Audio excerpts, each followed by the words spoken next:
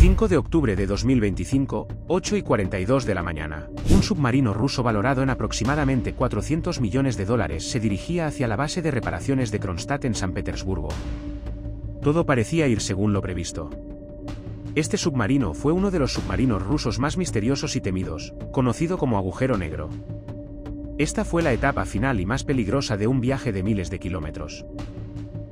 El capitán del submarino acababa de atravesar el gran estrecho de Belt de Dinamarca y había llegado a las aguas abiertas del mar Báltico, el estrecho paso entre Dinamarca y Suecia conocido como Kattegat.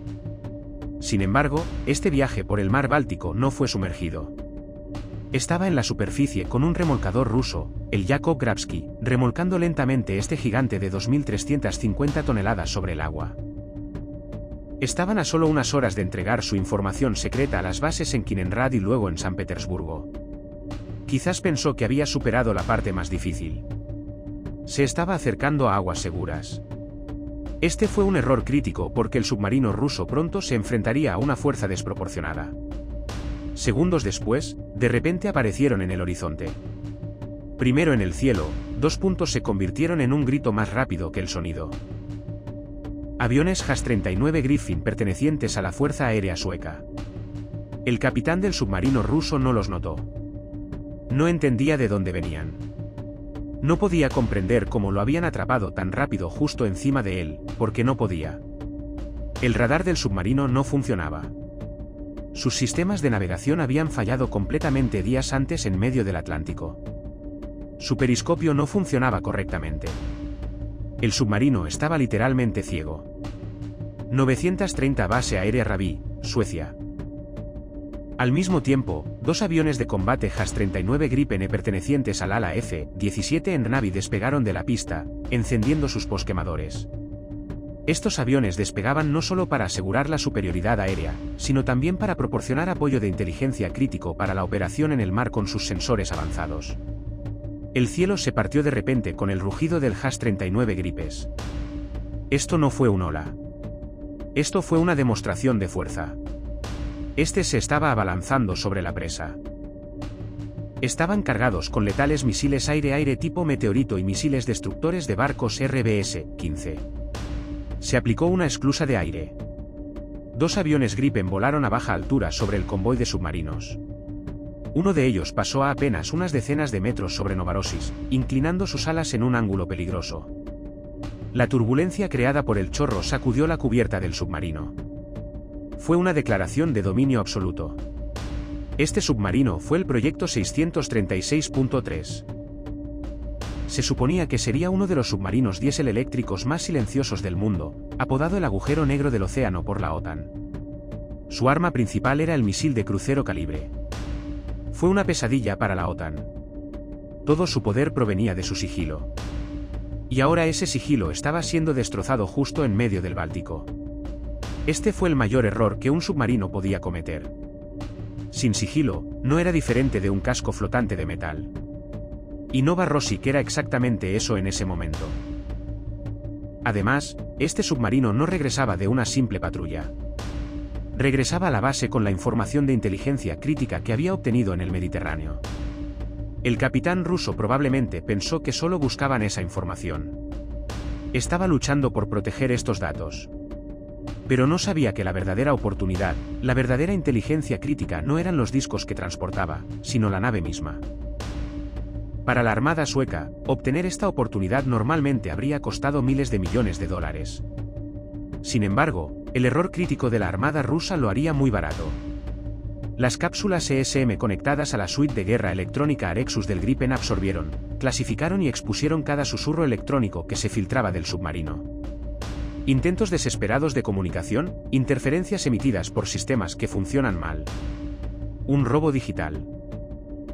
El radar AES-APS-05/AMK-4 escaneó cada detalle de la superficie a nivel atómico. Mientras el sistema GIS de Skyward mapeaba las anomalías de calor en el casco, confirmando la magnitud del daño, la tripulación rusa se tambaleaba dentro de una jaula de acero tanto por encima como por debajo del agua. La tripulación rusa dentro de ese ataúd de metal escuchó ese sonido que desgarraba el cielo. El casco del barco se estremecía por la vibración.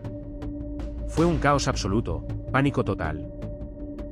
Un submarino ruso y almirantes rusos nunca se habían sentido tan vulnerables.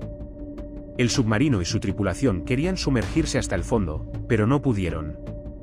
Bucear hubiera sido un suicidio. Según filtrarían posteriormente fuentes de seguridad rusas, se produjeron más de 10 fallos catastróficos a bordo. Y lo más aterrador, ese sistema de combustible con fugas, ese combustible diésel altamente inflamable, estaba llenando el interior del buque. Al sumergirse en el agua, las fugas se intensificarían con el aumento de la presión. Y lo más importante, en un espacio cerrado lleno de vapor de combustible, una sola chispa significaría la vaporización instantánea de la tripulación de 80 personas. En ese momento, en la mañana del 15 de octubre, la tripulación rusa tenía solo una prioridad: sobrevivir. El acoso sueco era un problema secundario junto con la bomba a punto de explotar dentro del barco. No estaban en un buque de guerra. Estaban en un ataúd de metal y lo sabían. Mientras la tripulación estaba concentrada en el cielo, llegó la segunda ola, esta vez desde el mar. Fantasmas invisibles en el radar. 15 minutos después de la Fuerza Aérea, la Marina entró en acción. Con órdenes de Howe, las sirenas sonaron en la base de Karlskrona. El orgullo de la Armada sueca, 2 corbetas de la clase Visby, el HMS Karlstad y el HMS Naitin, abandonaron rápidamente sus naves. Estos barcos no eran buques de guerra comunes y corrientes. Eran cazadores especialmente diseñados para las aguas poco profundas, insulares y complejas del Báltico. Casi invisibles al radar, sus agujeros compuestos de fusión los hicieron casi invisibles para los sensores rusos que ya estaban funcionando mal. Su misión era sencilla: interceptar Novorossiysk lo más rápidamente posible, rodearlo y continuar la operación de autopsia en vivo de la OTAN. Originalmente lanzados en el Atlántico en condiciones bálticas, mucho más cerca y de manera mucho más despiadada, con velocidades superiores a los 35 nudos, instantáneamente formaron un círculo alrededor del lento e indefenso Novorossiysk, que era remolcado por un remolcador. Esto no era una escolta. Esto fue una trampa que se cerró. Las corbetas Visby se acercaron peligrosamente al submarino ruso. 2 corbetas Wislas, el HMS Karlstad y el HMS Nitopin, lanzadas desde el Krona de Karl, se fijaron en su objetivo, cortando las olas a 35 nudos. Sus agujeros compuestos eran indistinguibles de los de una gaviota en el radar. Antes de que el remolcador ruso pudiera comprender lo que estaba sucediendo, los 2 buques de guerra suecos ya habían tomado posiciones a babor y estribor del submarino. No había escapatoria. Los cañones Bofors de 57 mm en sus cubiertas tenían sus cañones apuntando directamente a la torre de mando del Novorossiysk. En la armería del barco, Saab fabricó un torpedero de última generación. 47 torpedos ligeros esperaban la orden de disparar. Esta fue una declaración de amenaza en aguas internacionales. La más mínima desviación, el más mínimo orden erróneo podría conducir al desastre. El capitán ruso no podía hacer nada. Cero. El submarino estaba siendo remolcado por un remolcador. Sus motores estaban funcionando mal. Sus sistemas de armas estaban fuera de línea. Estaba completamente indefenso. Los pins activos de alta frecuencia que emanaban de la cúpula del sonar del HMS Karlstad comenzaron a golpear sin piedad la sala de metal del Novorossiysk. No se trató de una detección, sino de un interrogatorio, para extraer por la fuerza los secretos de la sala. Cada eco mapeó la estructura de doble bodega, los compartimentos internos, las costuras soldadas, los puntos potenciales de daño en 3 dimensiones. Mientras tanto, los conjuntos pasivos estaban recogiendo los secretos más íntimos de la clase Kilo. El zumbido de los generadores auxiliares, las fugas del sistema hidráulico, la firma acústica de cada válvula. El HMS Nitopin se aproximó al costado de Novorossiysk, llegando casi lo suficientemente cerca como para tocar su casco. Se trató de una maniobra extremadamente agresiva, que puso a prueba los límites de las normas en tiempos de paz. Las cámaras de alta resolución registraron cada mancha de óxido y cada rasguño en el casco. Los oficiales rusos en el puente no podían hacer más que observar esta humillación con ira e impotencia. Los informes que enviaron por radio a la sede central estaban fragmentados y llenos de pánico. Un contraataque hubiera sido un suicidio. Sus propios errores fatales salieron a la luz y el fiasco estratégico del Kremlin y el colapso de la logística mediterránea los habían arrojado a esta trampa mortal. En la superficie, remolcados por un remolcador, estaban rodeados por barcos y aviones de una de las armadas más avanzadas del mundo. Su secretismo había desaparecido y sus armas carecían de significado. Esto fue un completo fiasco. Su única esperanza era que ese humillante viaje terminara lo antes posible y llegara a las seguras aguas del astillero. En ese momento, una tercera capa, inadvertida, invisible e inaudible para la tripulación rusa, entró en juego. Muy por encima de los cazas Gripen, entre las nubes, volaban en círculos los aviones de caza submarinos suecos Saab 340 de patrulla marítima, MPA, o las variantes AEW y C de alerta temprana y control aerotransportado. No eran ruidosos como los cazas Gripen. Eran operadores silenciosos. Ellos eran el cerebro de la operación. Mientras los Gripens realizaban el acoso visual y los Bisbies planteaban la amenaza submarina, los Saab 340 se robaban el alma de la caza. Esta fue una oportunidad, no solo una oportunidad militar, sino una oportunidad de inteligencia invaluable. Fue una autopsia en vivo. El mayor secreto de un submarino no era la inteligencia que transportaba ni la acción que estaba a punto de llevar a cabo. Su mayor secreto era su firma acústica. Ese sonido único que producen su motor, su hélice, sus unidades de potencia auxiliares, sus bombas de refrigeración, su huella dactilar. Esta es su identidad en el océano. Normalmente, la OTAN enviaría sus submarinos nucleares de $1.000 millones a arriesgadas operaciones del gato y el ratón para capturar esta firma. Pero ahora, en la mañana del 15 de octubre, ya no había necesidad. Novorossiysk presentó todos estos secretos junto con los sonidos que producía mientras operaba en diferentes modos de falla en bandeja de plata directamente a los hidrófonos de los cazadores suecos. Los hidrófonos más sensibles de Visby registraban cada decibelio, cada frecuencia, cada vibración. En ese momento, el submarino tuvo que hacer funcionar sus generadores diésel para permanecer en la superficie y mantener el soporte vital. Los suecos registraron la firma acústica de estos generadores bajo tensión. El sonido de las bombas de combustible con fugas, los sistemas de lastre defectuosos, los ventiladores funcionando en pánico, todo eso estaba ahora en la biblioteca de la OTAN. Incluso cuando es remolcado por un remolcador, su hélice deja una estela en el agua. Los suecos registraron el singular sonido de cavitación producido por la hélice del submarino mientras era remolcado a diferentes velocidades en modo pasivo. Esto haría que detectarlo en modo pasivo sea 1000 veces más fácil en el futuro. Los aviones Saab 340 Hunter que se muestran arriba estaban dando el golpe más letal con sus receptores de medidas de apoyo electrónico SM de alta precisión. Estaban absorbiendo cada señal electrónica y firma magnética emitida por este objetivo indefenso en la superficie del agua. Registraron cada ping, cada frecuencia, cada repetición de pulso emitida por los submarinos rusos, si estaban operativos, los radares de búsqueda de superficie, las antenas de comunicación. Este fue un tesoro para la biblioteca de guerra electrónica de la OTAN. Ahora también conocían la huella electrónica de este submarino. También extrajeron la firma MAD del detector de anomalías magnéticas del objetivo realizando pasadas bajas sobre él. Esa distorsión única que esta enorme masa de metal crea en el campo magnético de la Tierra. Esta no era una oportunidad, esto fue un robo. Suecia, en nombre de la OTAN, robó por la fuerza uno de los secretos militares más valiosos de Rusia, a plena luz del día en medio del mar Báltico. Esta implacable operación de interrogatorio y disección continuó durante horas. Suecia y la OTAN ahora conocían todas las debilidades de la clase Kilo. Cuando se completó esta fase de la operación, los combatientes de Green regresaron a sus bases. Los Visby corbetes y los Saab 340 Hunters partieron de la zona con los valiosos datos que habían recopilado. Pero el mensaje a través del mar Báltico continuó resonando. El mar Báltico ya no era un puerto seguro para Rusia. Era un acuario transparente donde cada movimiento era vigilado, cada secreto era conocido y el más mínimo error era imperdonable. Novorossiysk continuó su camino, pero ya no era un buque de guerra. Eran restos a la deriva repletos de secretos expuestos.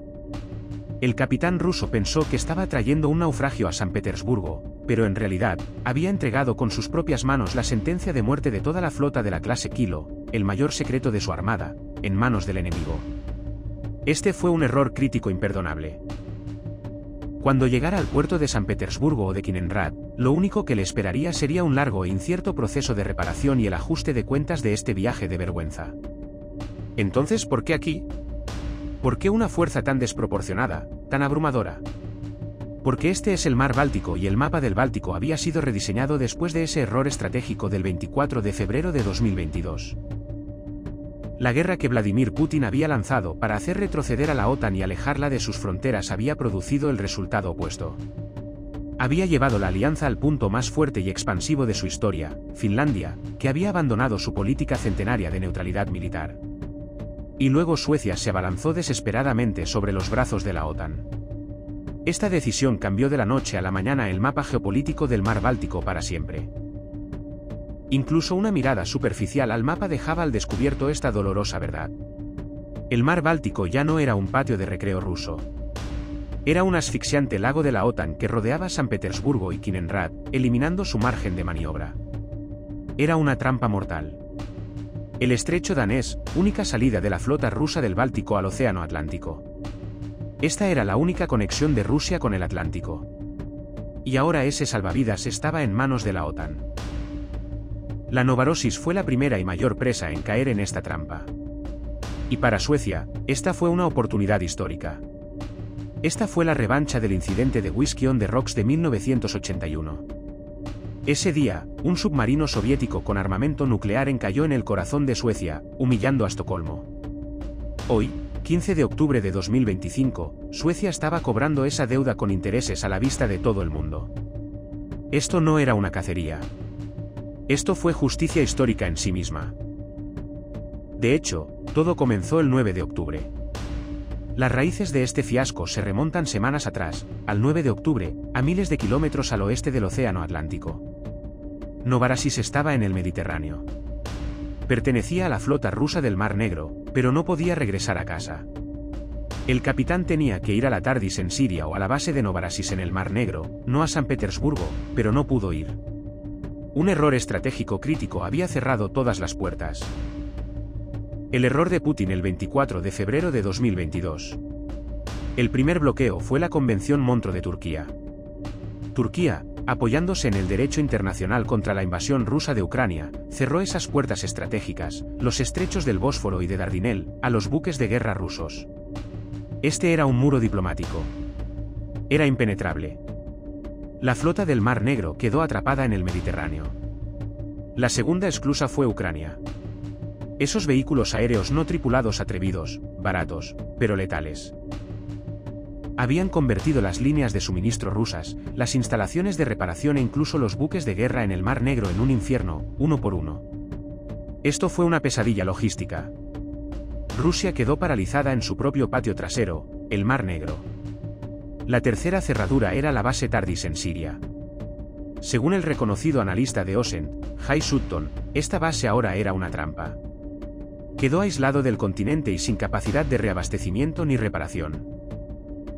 Así que cuando comenzaron aquellos fallos catastróficos en Novorossiysk, ya no quedaba ningún puerto seguro donde la tripulación pudiera refugiarse en el mar Báltico.